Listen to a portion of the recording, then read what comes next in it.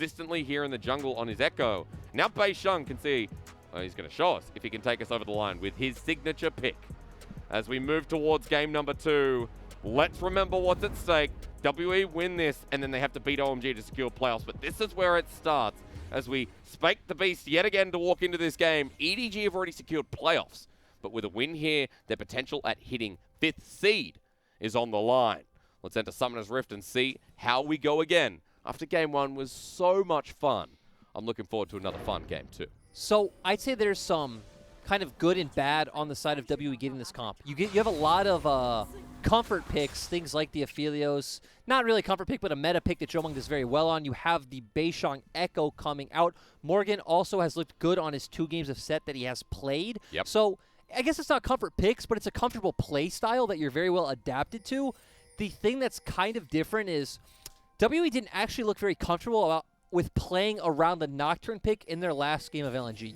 Because Teacherma would ult in, get to the backline, you wouldn't really have a great follow-up because he's not the same type of CC champion like he is on something like the Galio per se, right? So he'd go in, he'd get blown up, and the rest of WE are left with their hands in the air like, what do we do now? And as we've talked about with this Echo pick, you know, as you've said, you know, with the skirmishes, it does take a while to get going in certain scenarios as well. So I am curious about the interaction here. Again, Dark Harvest is the only one taking it consistently here in the jungle.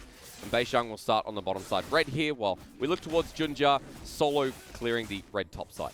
This is one thing that is different about the LNG game where they did pick up the Nocturne, though, is that game they had a Gragas. This game you have Beisheng's Echo, so you're going to have a lot more damage come out, someone who's much more comfortable on this champion, and you even have that E from Nocturne just setting up the parallel convergence coming out from Echo. The ward spots Junja clearing red, but I don't think it spots him walking topside here. Wave pushing against Audi, but now with the jungle interference, Morgan in a lot of trouble. He flashes, he hasn't flagged drag, and Morgan accepts his fate. First blood goes over to EDG. Yeah, it looks like Morgan just didn't have the confidence thinking, hey, if I flash, he's going to flag a drag, I'm going to die anyway, so it does hold that summoner. And we're actually see a reverse this game from the last time around of EDG finding this advantage in the top side. And now guess what? The wave is going to bounce back towards Audi. Yeah. Things feel good. I mean, this is how they played this dynamic. When they first came in, Junja spent so much time in that top lane. Audi was babysitted constantly and then set up for success. Not just Junja, though. It was also Scout constantly heading up towards the top side. And looking at this mid lane matchup, not something I'm obviously very knowledgeable on. We don't typically see Nocturne in the mid lane, especially against Lissandra, who not really played that much in competitive other than a kind of nullifying answer to LeBlanc. Not picked in solo queue at all either, so going to be a learning experience for all of us. He started on the Corrupting Potion as you look towards the top side quickly to see Morgan punch a Metal Man. Audi does have the TP, but with the wave as well, can walk back while Beisheng goes for the invade. Yeah, it does look like Teacherma has the push between his Q and passive, but missing. He's coming for a flank, but Junja's here as well. On top of Mako, they're looking for a bit of blood. He flashes away, but so does the Nocturne with a 2-man knockup and a freeze. EDG say thank you so much. We'll take it all. It's great, too, because EDG's comp really is an answer to what W want to do. They jump in, then we lock them down, and I didn't expect us to see it so early in the game, but here we are. WE go for the aggressive blue steal, and Scout follows over. They lock them all down, and you have 3 kills across the board on kind of your most important members. I mean, suddenly there's a Nocturne who's 0-1 and now behind. Scout picks up the kill with a great flash W here. And with an early game Lissandra getting fed, you know how dangerous the Frozen Thralls are. You know how painful it is to deal with a Lissandra in team fights. Already accelerated here with a 1k gold lead on the side of EDG. And I want to keep seeing Junja look towards the mid lane just for the reason that you have so much lockdown coming out from Scout. Of course, you do have the spell shield on the side of Teacherma, but between the amount of CC you have between these 2 carries, once Scout does hit that level 6, this gank should be pretty easy to set up. The thing you need to watch out for is Beisheng on the counter gank because it will be very easy to hit that W, stud both of you up, and then come out ahead. Teleport coming through from Scout, though, to match this wave, as Teacherman's going to have to back as well. Note this Nocturne used TP and Flash in the last engage. At least use TP to get to the wave. And can he back here? Lyric? You're going to have to tell me. Your wave is going to be in a pretty awkward place. You're going to give Scout the ability to, just going to push this. And now he has to make his way back quickly. This is He's probably going to miss 1 or 2 CS, but it shouldn't be that big of a deal. But the more important thing is you're giving complete control of bot side to EDG. I mean, I was going to say that Junja, meanwhile, taking away Raptors, he has control of this map, control towards the Infernal Dragon to start the game off, and has enabled EDG to put down some deep vision here. So Infernal going to go down, and EDG already starting the game off rolling, continuing that advantage. Yeah, great job by Scout creating that tempo advantage through his TP and then forcing out the wave and leaving Teachermon in an awkward position where he didn't have mana, so it seems like he didn't feel comfortable sitting in the lane, create that tempo advantage, grab the dragon, and now the next place our eyes will be on is the Herald for the side of EDG. But for WE, it is still about this mid-jungle 2v2. Now, I will say, even with the attention top, Morgan does have the shove in this wave and is leading with a bit of CS as well. And has been balling out Audi. We've seen this matchup a couple of times now, and Set looking okay. Yeah, but moving across the map, another thing I feel comfortable about on the side of WE is, we just set up mid-jungle 2v2, but Lissandra's actually going to have a lot of survivability, just in her kit, being able to survive any burst that Beishang and Teachermon try to put out on them. True. So I want to see, even if Teachermon has to leave lane at an awkward time and look for a pick on bot lane, Varus and Thresh, both extremely squishy champions, so if you can hit anything on the side of missing, you pretty much just delete Hope and Mako in this bot lane.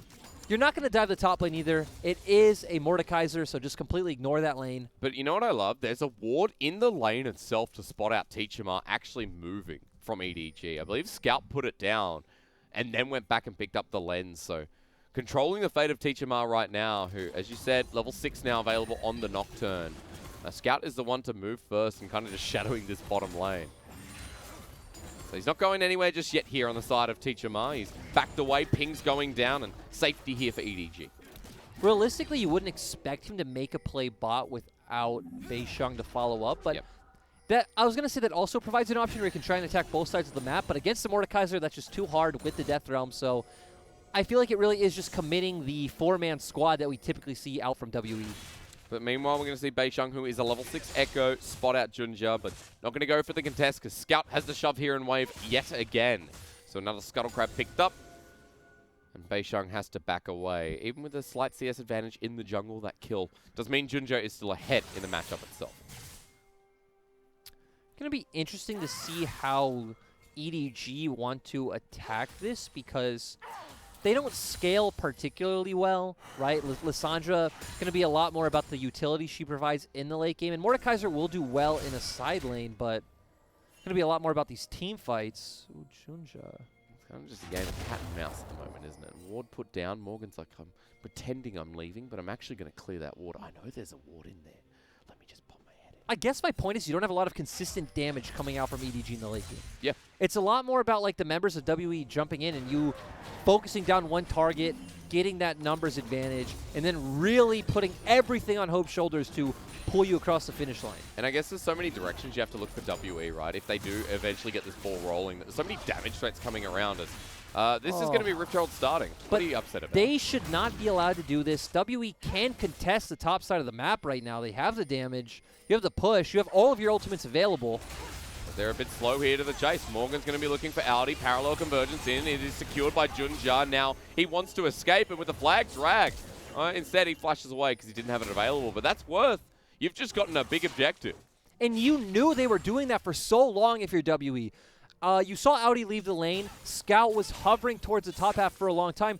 Junja had kind of walked into Morgan just, a few minutes ago. So, and not even answering anything on the opposite side of the map, right? If you are going to try and fight that, I want to see them commit harder. But if you're not, if you're ultimately just going to get there too late, recognize that and say, hey, let's look for a play on bot side. Because normally in the bot side, you see one lane commit or you see both lanes commit. We end up seeing a fight versus that trade. But here for WE, not a good start to the early game. It feels like those 3 kills have really slowed them down and kind of taken away the confidence we saw in the first game. The tough thing for WE is it's going to be too predictable if you just have Teachermon push out the lane and roam bot.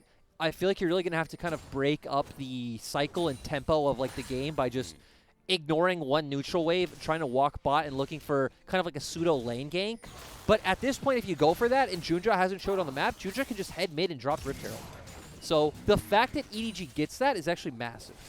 Junja now is still hovering around that mid lane as you're talking about, and The roam down, bottom lane of EDG have a wave that's safely put in their lane. They clear it out, they back away up towards their jungler and up towards a spawning dragon. So Lyric here, we got our second objective, or second dragon rather, spawning on Summoner's Rift.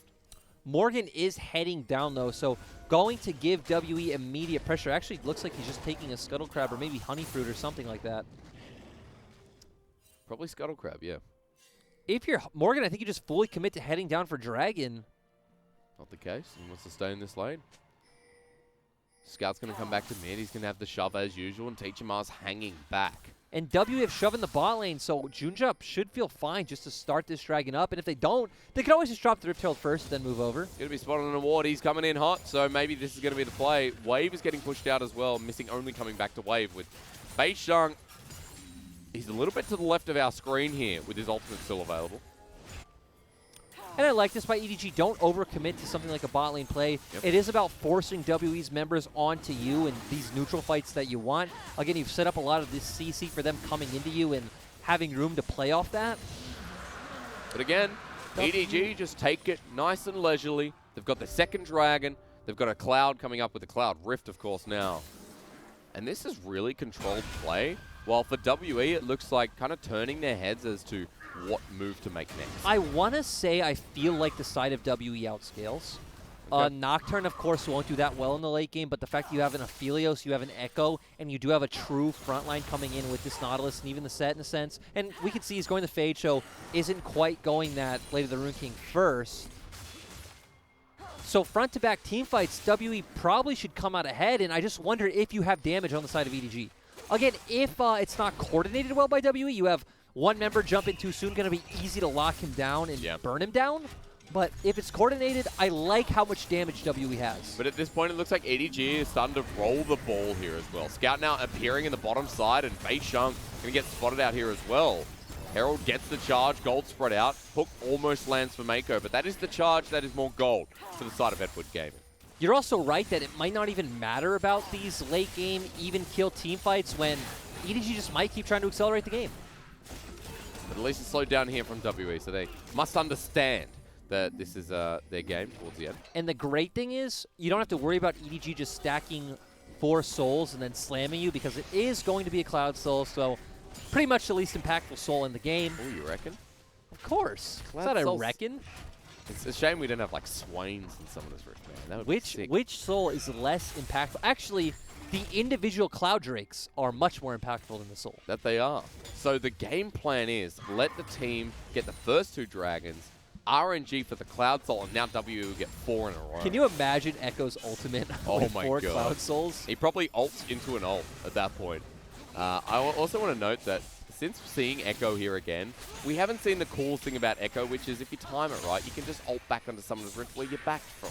The thing, we also don't see what he used to be, which is a lot more of a diving champion. You just have so much, especially Set, also a very good diving champion. Unfortunate those 2 are up against the Mordekaiser, so that's not going to be the side of the map to die. Yet. But what do you call him now?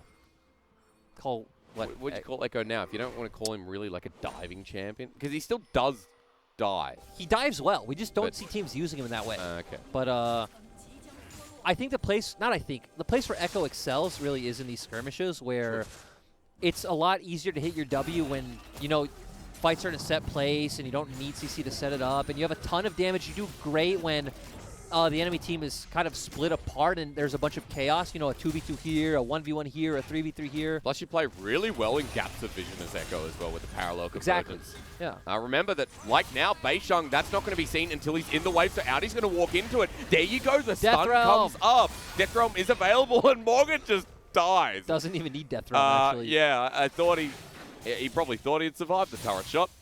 Not the case. You know, remember when there was this time in this game where we talked about how Teacherma and Bei Shang can look for this play onto Hope because you have Nocturne Ultimate. Very easy to get in there. You have tons of CC Missing's kit if you just want to look for a Flash Dredge Line or a Flash Ultimate. Yep. But nope, they want to go onto Audi, and Audi doesn't even need the Death Realm is the best part. Dude, we've seen it with people like Gimgoon and Lungxing. Best weak side top laner, or at least one of them at the moment.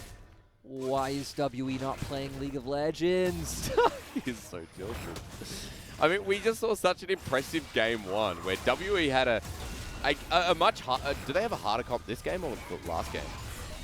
This game. Okay. Well, but I feel like your goals in last game's comp are much clearer to see, maybe harder to execute in the long run, where this one I'd say is the opposite. It feels like you have more avenues to play out the game, but not as clear of a place on the map to attack. Well, actually, I think it's kind of clear to spot. I mean, I think just game one was very obvious to see that WE knew what they were doing pretty much all steps of the game, bar the last couple of 5-10 minutes where they weren't sure if they could push an advantage or continue forward. This game around, WE are stagnant.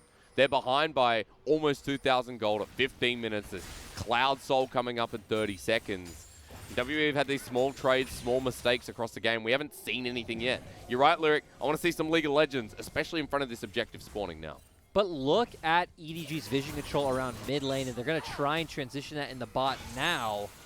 If you're W's composition, you already talked about how Echoed is so good when the enemy's denied vision of being able to get onto the backline. So what do you do when you're the ones jumping in blind and you don't know where to go? You really have no good option. Water in the river here going to be starting to encroach as Bei Sheng realizes it's time to actually drop a couple of bits of visioners. WE actually moving towards this. And WE creating a numbers advantage by having Teacher Mod just TP in. Well, Scout might be in a bit of trouble. He's going to get locked on down. I don't know. Well, the Frozen Thrall's available if he gets a kill here. Good Dark Passage, but it's blocked by Morgan. The engage comes through. The paranoia from the Nocturne as Teacher Ma pretty much sacrifices himself, but into the Death Realm is Joe Mung with against Audi, who doesn't have the flash anymore. He can't get the damage down. Now on the wrong side of Summoner's Rift, Joe Mung has to survive this. The Aphelios gets the damage out, but dies in the end. Their sentence doesn't find the range on the back end of that fight. And for EDG, they lose one, get two. And the thing that sucks for WE is they blew pretty much everything onto Scout. And we see how this composition works, right? WE try to jump into you. You have so many tools to create time. They're still not done yet because low health bars on EDG. Junjo gets forced out of the pit, going golden. He is missing the flash in as well. The face breaker from Morgan could have brought this back, but Bei Sheng is not in. The set is left alone. And now with Scout joining the fight, WE have to back away again as Hope takes down the Nautilus on the back end of that one. And my word, WE are in a pit. And it's like you said, Bei Sheng didn't jump in, went in a bit late. Ooh, we actually saw Rift Herald go down in the meantime. We missed that. It was from EDG. But point is, Bei Sheng didn't jump in, left Morgan in a very awkward place. Didn't seem like he had the angle to do so. Because that was a sick flash face breaker, right? It was. It was nice. But EDG not only going to get the Dragon, not only going to chunk mid lane down low to a point where you can easily just stack 5 mid and take it, also get bot turret. Oh, and now baited in by Mako has to cleanse away. WE looked nothing like they did in game one, and EDG are walking all over them. 4K gold lead, now on Soul Point, coming up at under 25 minutes. The thing I love about EDG's comp as well, just, another thing to add in. Please. Now that I see Teacher on the sideline. Darn it, never mind. That's not important. We see everyone go into Scout. Gets to buy so much time with his ultimate. Lantern comes in for not missing from Mako, but they do cancel that. And now Teacher Ma goes in, but again, it's very easy for them to just kite that back and play it out. And then Audi being the clutch member, pulling Jomung into the Death Realm. And now the rest of W don't feel comfortable taking the fight. Hope gets there in time and does secure the kill. Mako hooked like 0.5 seconds of Teacher Ma entering with the paranoia. Like, that hook reaction time was sick from Mako. I don't know what the spell shield absorbed. Maybe it was something else, but that was still sick. And that fight going over to EDG means one thing. It means they're in a gold lead across multiple lanes here with almost 2 items in this. Varus and Mordekaiser. And even Scout in the middle has 2 items. Going back to my last point, though. Yeah, tell me. Echo and Nocturne would really love to be able to commit to a sideline and find some picks, but again, you're against Lissandra and a Mordekaiser. You're not going to be able to do that easily.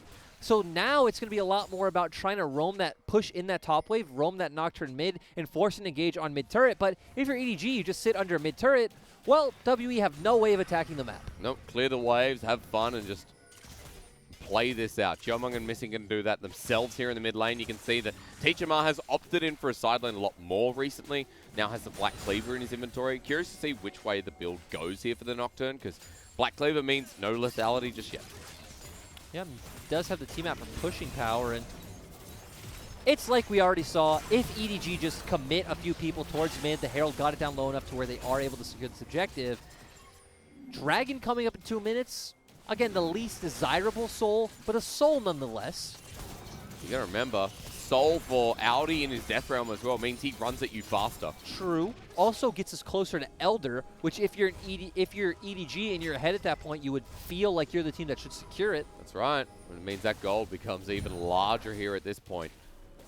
Have a look. Meanwhile, Scout, yeah, he's so far ahead. He doesn't have the kills on the side of EDG, but he definitely... Why does he not have a bounty? That's my question. I don't know the answer to that. He should have a bounty. He's 226 CS at 20 minutes. And if we talk about Scout Game 1 to Game 2, Game 1 performance was very lackluster on the Corki when he was ahead. Now on the Lysandra is having a very good, consistent performance here in the second game. And if you're WE now, again, not a lot of openings that you can create on the map without EDG looking for something first. If you had the Aurelian Soul, it would be so different. It probably wouldn't. It'd probably be harder. It would. Again, just the way that EDG ended up drafting makes it very hard for WE to attack anywhere outside of a neutral, which in front of a neutral is where EDG's comp feels most comfortable. Yeah. At this point, still clearing away. We've got 9 kills in 21 minutes. At least we got some blood earlier on. Colonel has flipped down here towards EDG, and Teachamar has been in this side wave for so long, keeps trying to get this turret, but Audi just walks up, says no, clears the wave in an instant. Just keeping that pressure up in the top side, trying to keep Audi there, and we constantly see him hover towards River, like towards the mid lane, but not going to be able to find anything there, and EDG actually are the ones who push up, and now Morgan in the bot lane does have TP, though, if EDG tries any shenanigans. And try and at least get the turret, get some gold back for WE, while Vision secured again around Baron. And you can see they were kind of chasing Beishang for a little bit. But Morgan, he's gone Black Cleaver. He doesn't take this that fast, but still should be going down. He's going to get it relatively quickly. And again, we see him going a lot more towards the team fighting set, a lot more about having more HP, building up that crit, harder, better shield, more about that haymaker in the team fight. So. Sure.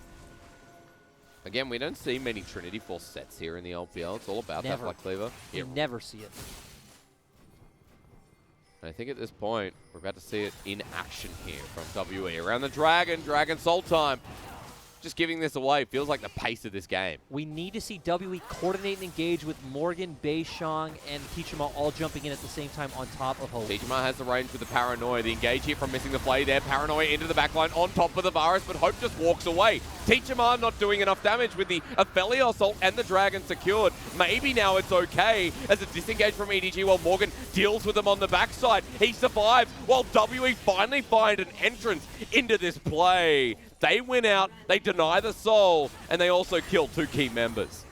Multiple threat team compositions come out once again, pick up the Dragon, and now they're the team that gets to start posturing towards Baron with Junja down, but they need to be careful. You still have a ton of AoE and damage on the side of EDG.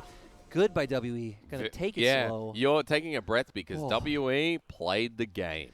Yeah. And it feels good. And I honestly thought that fight was a bit doomed because Teachamar goes in, can't kill Hope, backs away. But then the rest of WE are set alight. As Jomong's ulti, I think we're going to see is pretty cool.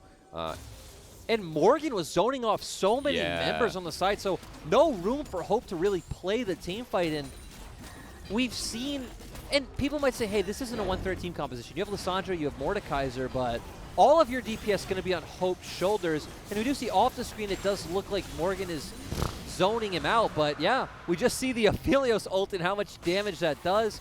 Mako lands hook. Mako tries to go in, but they don't have the damage. We see how much Jomong does at this point. And yeah, Mako pretty much baiting himself and his team into a horrible position. And then we start seeing the gap close that comes through from someone like Beishang, right? Has the Proto Belt. The Echo chases up for the kill, forces the flash out of Hope, I believe, at the end of that play as well. And so now for WE, only a 3K gold lead and then some. And at this point, denying the Cloud Soul here in this game means that they do have a bit more safety here at the mid-game point. Also, after the play, Jomong has picked up a Renan's Hurricane. Junja is going to meet with Missing, but back up on the way for EDG as they once again control the river, looking towards topside outer turret. Up in the game going to hit a bit of a stagnant point now, but WE Controlling mid, gonna walk into river. Oh, Junja. Okay, hook doesn't land from Actually, missing. That's a first. I was gonna say you're a Jarvan. You're actually not in too much threat. Not unless you get hit by a Nautilus. And you get knock up city, but scout spotted on the top side of the map. WE say it's time to take mid.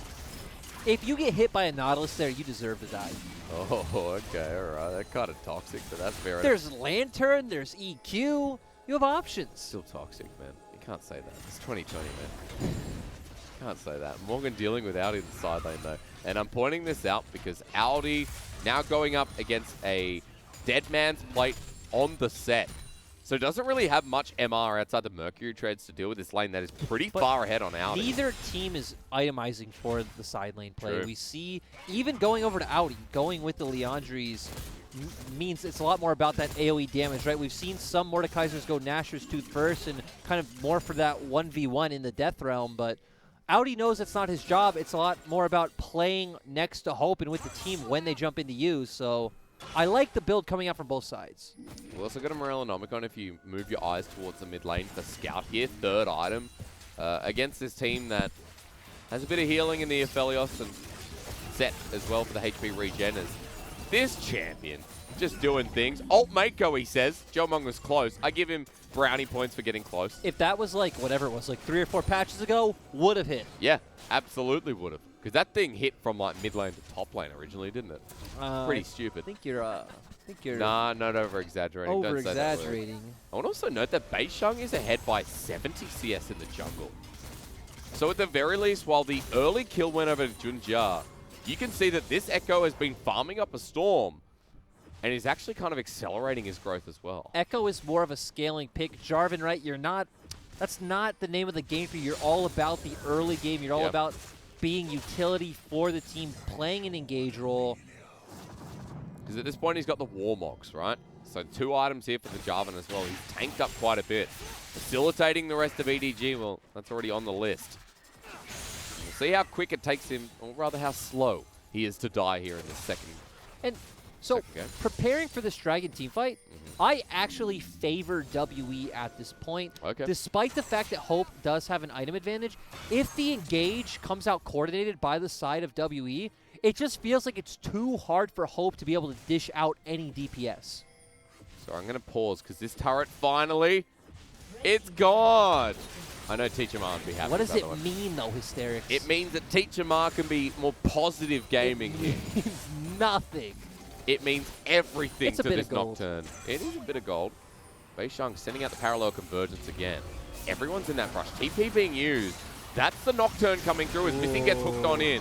The plate used, but the plate used this early as the depth charge as well from Missing. Coordinated engage was the name of the game. That was not coordinated. And now pulled on in. This Nautilus is not taking up. Missing looking for the disengage while EDG getting re-engaged from Beishang. But Soul Point still on the line here.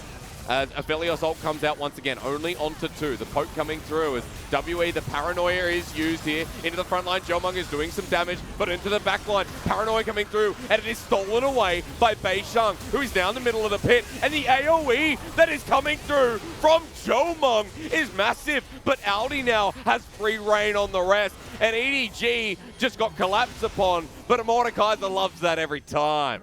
Here we are talking about Hope is the only damage choice for EDG. Audi completely disagrees, says I'm the only damage choice for EDG. Things look so good for WE in that fight. They deleted the damage choice. They stole the dragon. Yeah.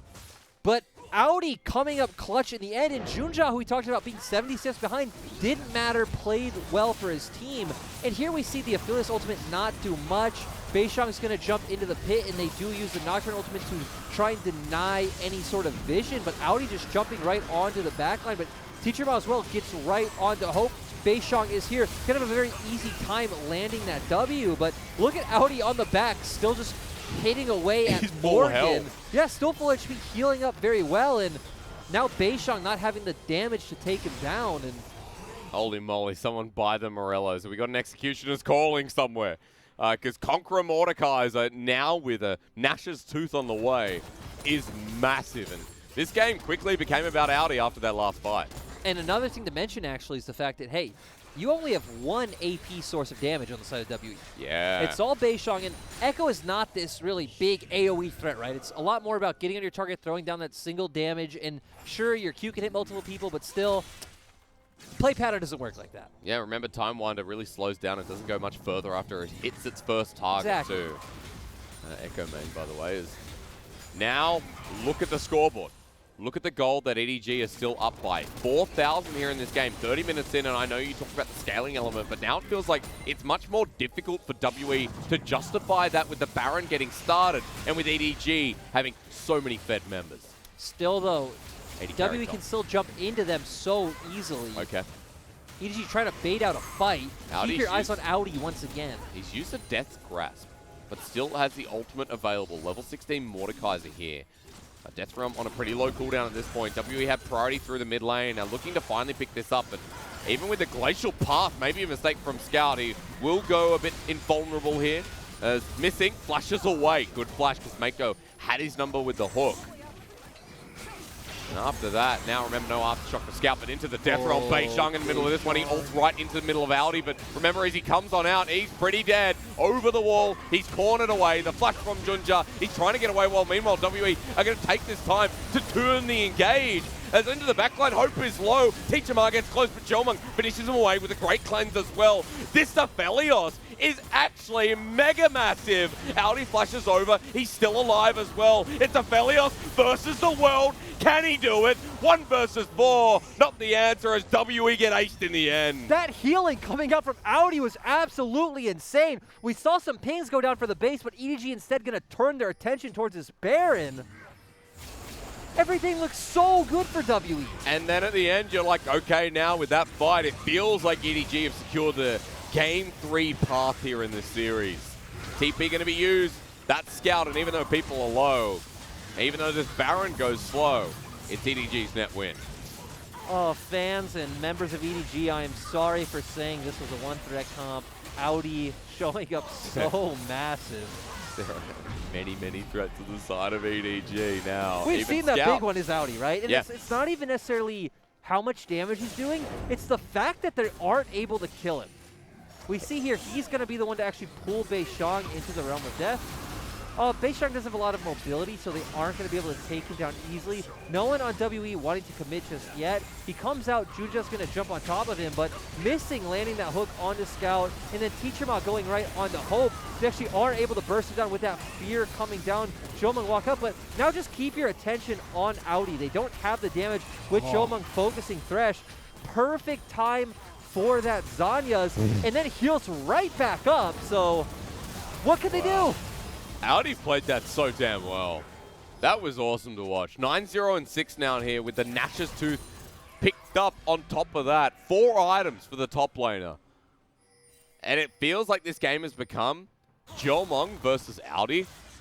Even though we have the Nocturne, you know, Beishang's Echo here, still looking towards Jomung. We still don't have Grievous Wounds, so it feels like Audi will come out ahead of that. Well, we have the Last Whisper, so building towards maybe the Mortal Reminder after this. QSS taking the inventory slot right now. Also has Cleanse as well, so he can't get taken into the Death Realm, and he can block one of the hooks. WE in the bottom side of this river looking at position. Look where Teacher Mari is, a level 16 Nocturne with TP and Ultimate available. Soul Point still there. 3K Audi going in as well. He pulls in Beishang to the Death Realm. Whoa! It is secured here by the set. So now denied again, and in comes the Nocturne, the Aphelios ult into the choke too. Audi spent so much time on the backup while WE dealing with the rest, but still, Hope is the other damage source here, and it's all over for WE. WE get the dragon, which is hilarious, but the fact is, EDG could just end the game. They're going to run it through mid. Beishang the only one left alive. 35 seconds for Jomung, 30 for missing. And with Hope, they have so much damage, they can just keep going. Ooh, Beishang. He's going to try. Audi doesn't have the Death Realm here. Onto the Mordekaiser, trying to delay the game. They're taking the wave, but still 2 minions going with him while Audi delays him. Death Grasp going to pull him in as well. Beishang ults here. The Chrono Break used now. As Audi might actually die here, but the shielding again from Mordekaiser comes through, and he dies. Holy crap. Audi's massive, and he took this game to a Game 3. Here we were questioning after that game on loss. Why didn't